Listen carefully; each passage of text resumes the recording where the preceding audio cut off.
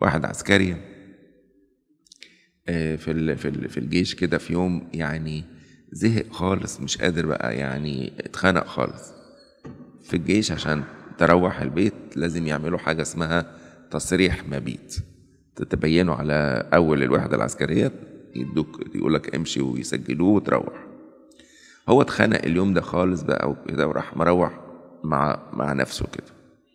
وجه تاني يوم الصبح، فالشاويش بتاعه مش عارف كان اسمه ايه، نبيل باين إيه، قال له معقول نبيل يعمل كده؟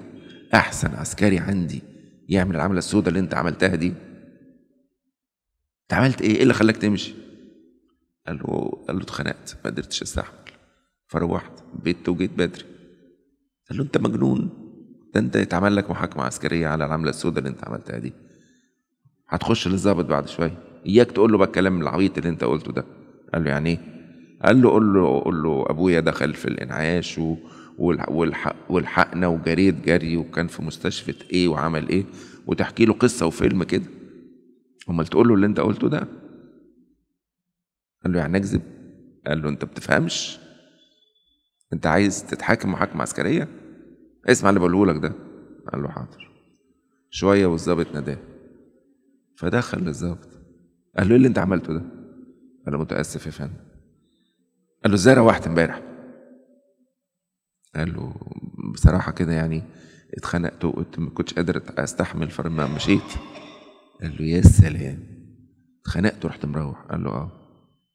قال له انت عبيط ولا؟ قال له ليه يا فندم؟ قال له ما حدش قال لك تكذب عليا؟ قالوا لي يا فندم. يعني انت كان المفروض تقول الكلام ده؟ قال له لا. ما قالولكش تقول ايه؟ قالوا لي. طب ما قلتش ليه؟ قال له يعني ما اقولش الحقيقه؟ قال له امشي يا عسكري وروح على وحدتك.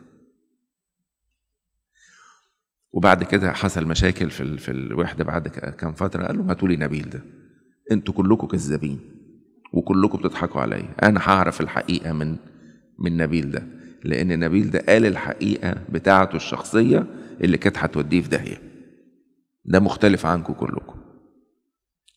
ضعيف بس في بذرة المسيح، واحنا بنجاهد، لكن في حاجات مش بنتنازل عنها. احنا الولد ده تعب مشي من غير اذن، دي خطية وغلط، لكن جه عند الكذب ما قدرش يعديه، ما قدرش يكذب، ما قدرش يكذب. في حاجات ما نقدرش نعملها، وكل ما نجاهد مستوى القداسة يزيد. ما قلتش ان الشخص ده كامل، لكن في ريحة المسيح.